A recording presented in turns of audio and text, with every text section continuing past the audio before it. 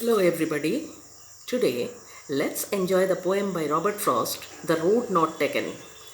Robert Frost is an American poet and a very renowned name among other poets of English. Actually, he has a speciality and that makes him different from others. He composes his lines in a very simple English using everyday words, and he always exposes his ideas about common things, but his style has the capacity to touch the inner core of human heart. Now, the poem, The Road Not Taken, the first stanza. Two roads diverged in a yellow wood, and sorry, I could not travel both. And be one traveler, long I stood and looked down one as far as I could to where it bent in the undergrowth. The poet says that while walking in a jungle, he reaches a junction where two roads diverge or separate and go in different directions. Now, you see, the poet has used the term yellow wood. It seems the leaves have turned lifeless and yellow, depicting autumn. The poet feels sorry for himself because, being a single traveler, it is impossible for him to pace on both the roads at one single time. However, he thinks about it hard. He steers down on road trying to see where it goes. But the plants, shrubs, the greenery of the wood block his view. Actually, the roads here symbolize choices in our life. And the poet is finding it difficult to make a choice in his life. He, being a traveler, stands there for a long time determining which way to continue traveling.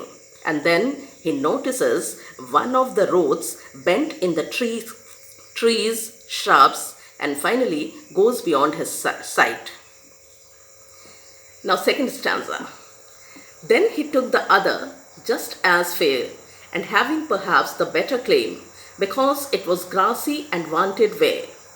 Though as for that the passing day had warned them really about the same. After seeing that one of the two roads is no more visible, the poet decides to take the other road. Here, just as fair can have multiple meanings.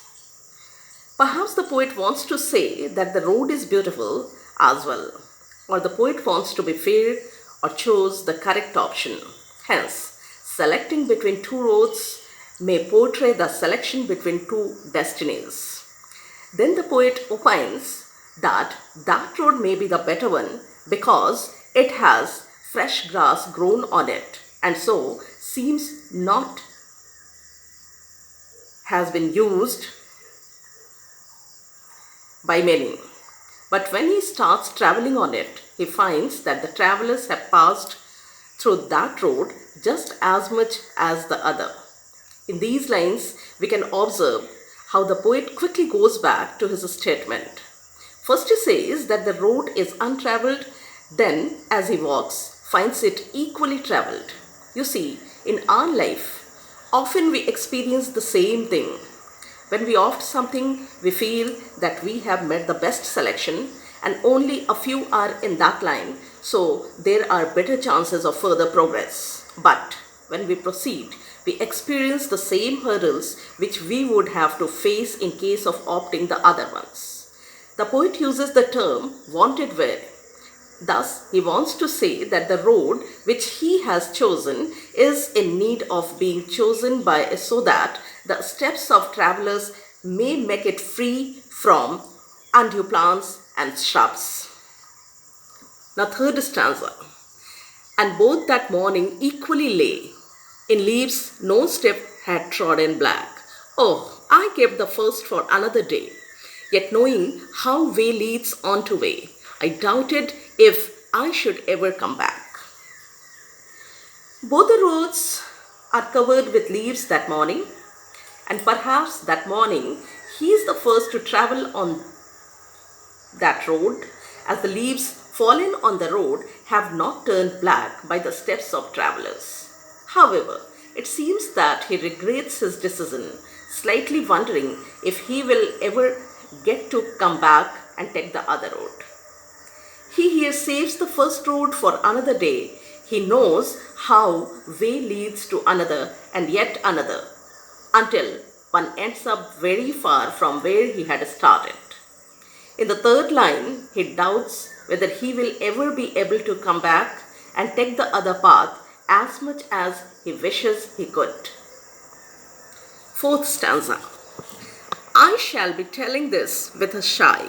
Some way, ages and ages hence, two roads diverged in a wood, and I took the one less travelled by, and that has made all the difference. Years from now, somewhere in the future, the poet feels that he will look back and then decide whether the choice he had made was a correct one or not.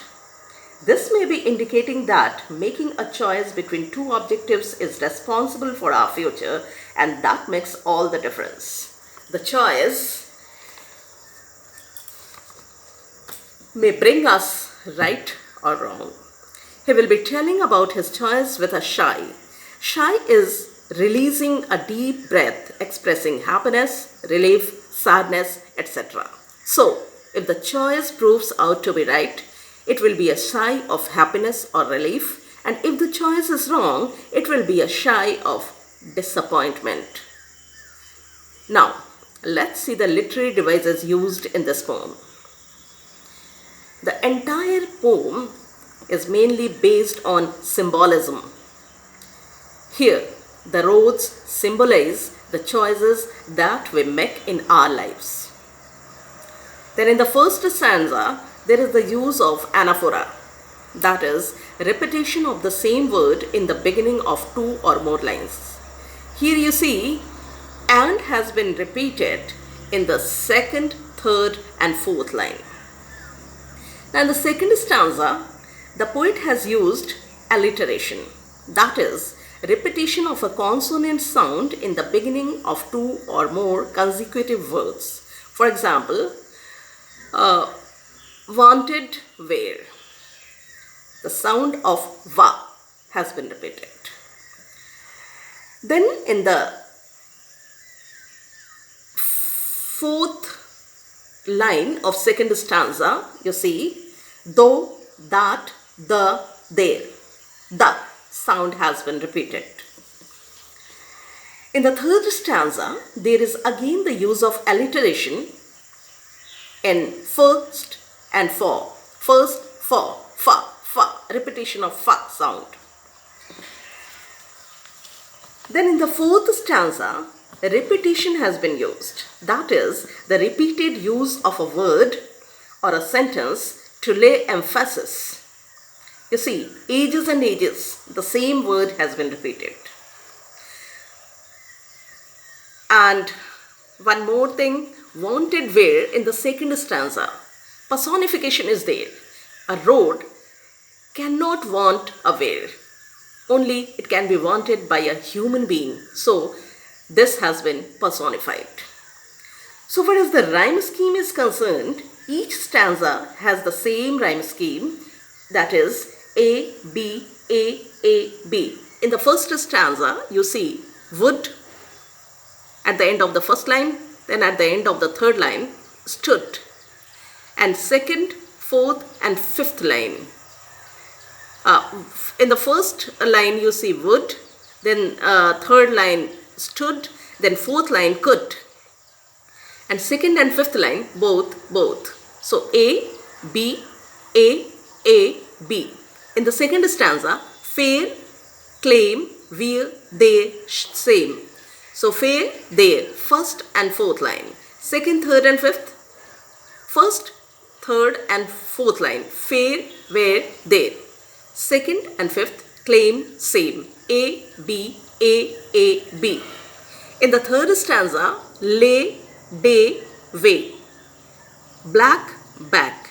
So A, B, B. And in the last stanza, shy, I, buy. hence deference. So A, B, A, A, B. Thank you.